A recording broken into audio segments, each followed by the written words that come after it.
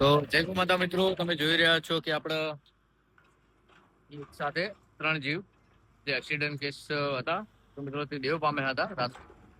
મિત્રો તેને સમાધિ આપવા માટે આપણે બનાસ નદીમાં લઈને આવ્યા હતા. તમે જોઈ રહ્યા છો કે મશીન ના ઓપરેટરશ્રીએ ખૂબ સપોર્ટ આપ્યો છે સમાધિ આપવામાં, અને તમે જોઈ શકો છો કે રાણીલાલ ને અમે ગૌસેવકો બધા અમે સમાધિ આપવા આવ્યા હતા.